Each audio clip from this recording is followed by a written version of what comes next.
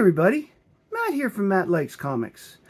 Today I want to tell you a story from the Bronze Age, because I haven't done that before. No, I'm just kidding. This one was thought of well enough to be included in the collection of Superman from the 30s to the 80s.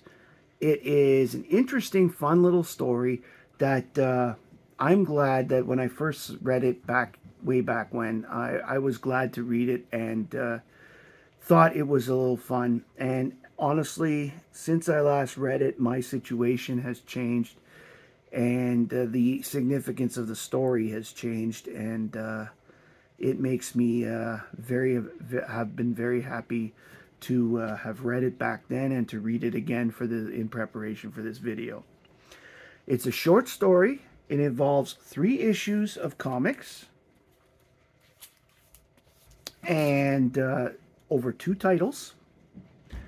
And this was published in May and June of 1980 on the cover dates. This is the story of how Pa Kent, Jonathan Kent, gets to see Superman grown up. Little background for those that don't know this. John and Martha Kent in Earth 1 pass away around the time that Superman has turned 18 and he's getting ready to go to college. He's just graduated high school and he sends them on a trip to the Caribbean as a, thank you for everything you've done for me. And while they're in the Caribbean, they unfortunately become victims to a disease that had died out 300 years earlier when they open a pirate chest. And there's the disease, whether they call them viruses or bacteria, I think they called it a virus in the book, get them, and Clark can't do anything to save them. There's a follow-up story where Lana and Lois get the same thing, and this time Superman was able to save him because he was an adult.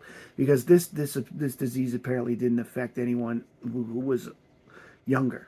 So, even though he's Kryptonian, you get the point. It wouldn't have even been around long enough to make a antibiotic. So, knowing that, although Pa Kent doesn't know that, there's part of this story. You'll get the gist. Our story starts with the New Adventures of Superboy number 5. Okay.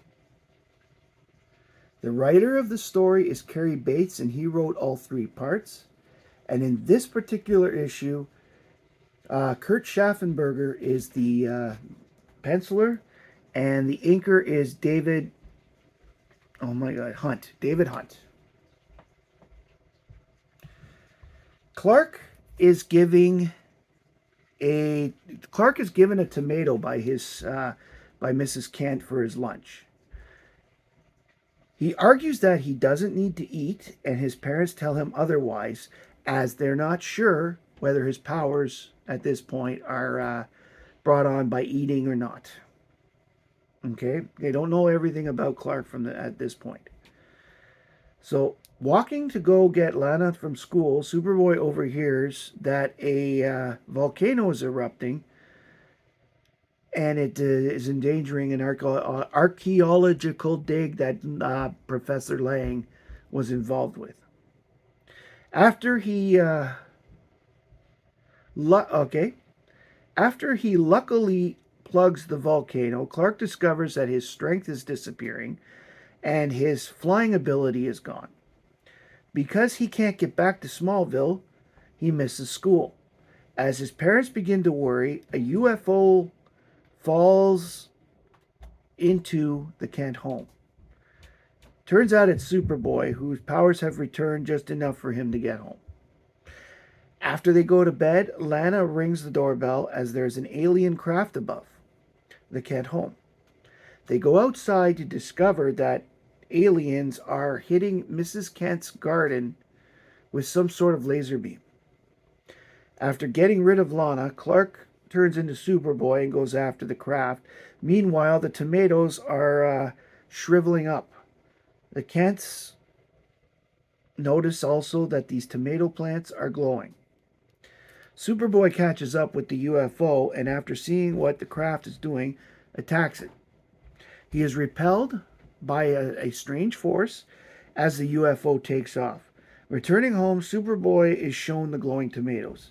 He uses his microscopic vision to discover that the tomato is an alien species. And they realize that this tomato is the reason for Clark's power outs, due to the fact that it's red sun energy. Superboy then tracks down the aliens and uses his cape to deflect incoming rays. The incoming attack modes, which are called megaspheres, and he reflects them back towards the aliens. Turns out the aliens are farmers from another planet, and after a cargo ship sprang a leak, they stopped on Earth to do repairs. Unfortunately, there was a storage leak, and some of the alien seeds got out, and the aliens are here to try and destroy the spores that created those plants. Meanwhile, Jonathan goes out to the garage to do something, and the aliens are waiting for him. The aliens tell him that they offered Superboy a gift, but that he had turned them down because he's a superhero and that's what he does. So they end up offering that gift to Jonathan. The aliens probe his subconscious mind but don't reveal what they find. But they promise to return someday to give Jonathan his gift. The next book came out the same month as that one. These are both May 1980.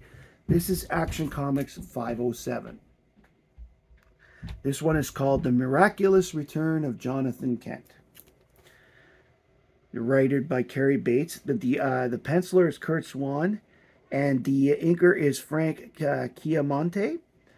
The cover is done by Ross Andrew and Dick Giordano on inks. So this issue begins with Lana and Clark during their usual newscast. Lana and Clark are dating at the time, and Lana informs Clark that she has reserved a table for 3, booked for later at a restaurant. They get to the restaurant, and the third person turns out to be nobody else but Jonathan Kent. Superman gets lost in thought because he remembers their deaths. He thinks Lana is playing some sort of trick, but using his super hearing, he's able to detect that Lana thinks this is Jonathan Kent and she's not lying. So as Clark remembers Lana being at the funeral, he comes to think that she's hypnotized. Cut to outside, where a hippie-dressed panhandler named Starshine uses his amazing vocal power to rob passerby. Meanwhile, Clark discovers more evidence that Kent is real. Starshine, though, uses his power outside the restaurant. Clark is able to go into action as Superman, and he confronts Starshine, who tells Superman to take a slow boat to China. Suddenly, Clark finds himself across the world on a slow boat to China. Once they make landfall, the boat that is, Superman returns to Metropolis, wondering what the heck just happened. Starshine, of course, by now has disappeared, as has Jonathan Kent. Superman then rushes to Smallville to check the cemetery. He dresses as Clark and sees that there's only one grave, Martha's. Returning to his Smallville house, Clark finds evidence that Jonathan still lives there. So he returns to Metropolis, and he arrives just in time to stop muggers on his dad. Superman turns them over to the cops and brings Jonathan to his apartment. At this point, he is convinced that it is his dad. Meanwhile, we cut to Starshine just outside of the city limits. where he yells that everybody over 30 needs to leave Metropolis. We then cut to Action Comics 508.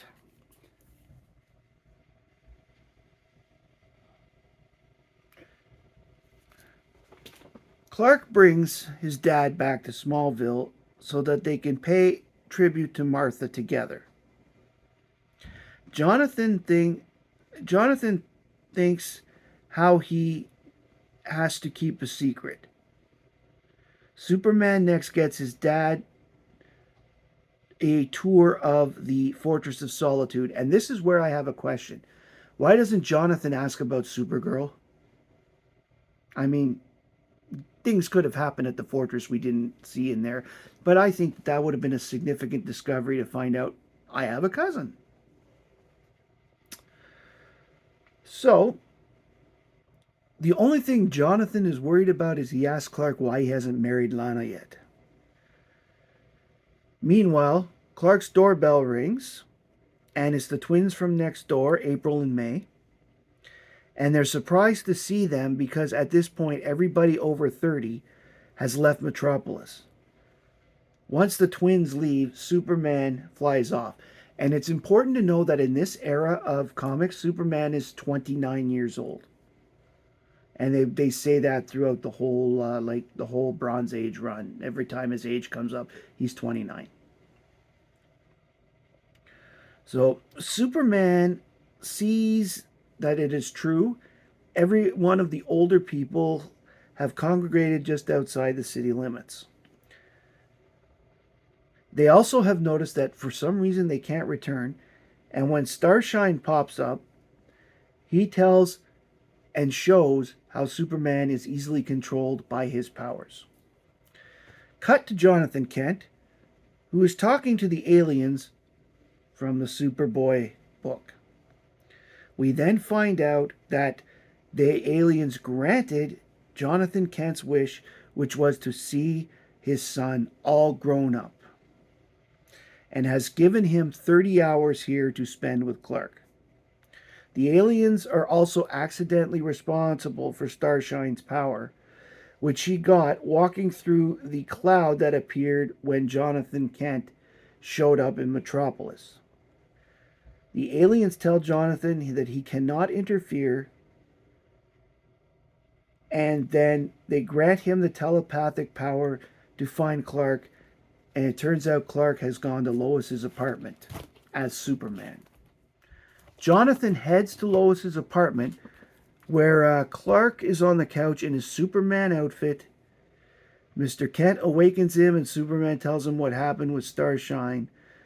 He made Superman beat himself up. By coming on to visit, Jonathan has accidentally given up his son's secret identity to Lois. Mr. Kent covers this up by saying how extraordinary Lois is. Superman leaves to deal with Starshine while Lois and Jonathan talk. Superman confronts Starshine and manages to muzzle him.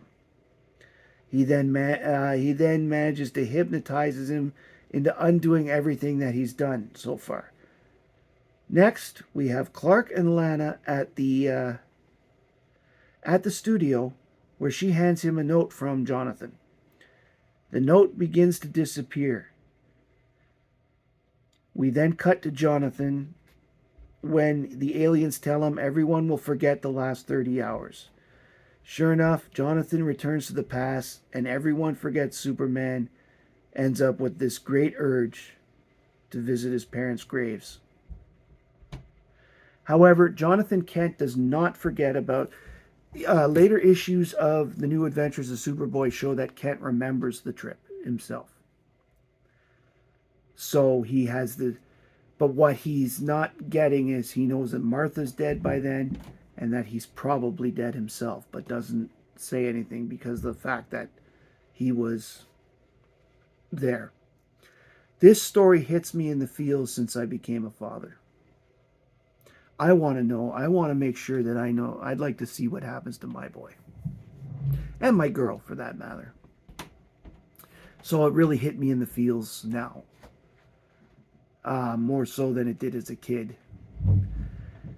I mean, I've always been a big Superman fan. That's been clear. And I've always felt that Superman as an outsider, as I've always felt like an outsider, sort of, whether it was Superboy, Super Baby, Superman, always, I could see parts of me in him that way. And so to see this sort of thing was really cool. And it comes to the future because right now, Superman is a father himself. So we're seeing things from the other point of view, especially if you've been following current books where Jonathan was aged up from like 10 years old, 8 years old to a teenager all of a sudden. You know, it was like he was seeing him in the future and actually feels bad because he's been robbed of some of the years where he grows up. That is, however, a different topic for a different time. I really like this story. I could see why it was included in the collection. It didn't make the finals for the best story of 1980, but I think it could have had a chance to be one of the best stories in 1980. The DC representative for 1980, I believe, ended up being, I think it was Detective Comics 500, but I'm not 100% sure. I'd have to look it up. Anyway, if you haven't read this before, I really recommend you read it. Yes, I realize I gave away most of the stories, but this book is like over 40 years old. 44 at the time of this recording. So, if you liked it, let me know below. If you've ever read it, let me know below. If you have no intentions of reading it, let me know below. I like to hear from you. Please like and subscribe to this video if you enjoyed what I've had to say. I really like bringing back Bronze Age Superman stories. Silver Age is great, but the stories are a little weird. Lois and Superman are at each other's throats all the time. The 70s had a little more of a continuity in that with Clark at the newsroom, and he was dating Lois as Superman, then he was dating Lana as Clark. Steve Lombard is an ass. All that sort of stuff. The Bronze Age has so many stories for Superman that you just take the time, sit down and read. They're great. Anyway, I hope you enjoyed this, and I hope you'll come back again. Because my name is Matt, and I like comics, and I hope you do too.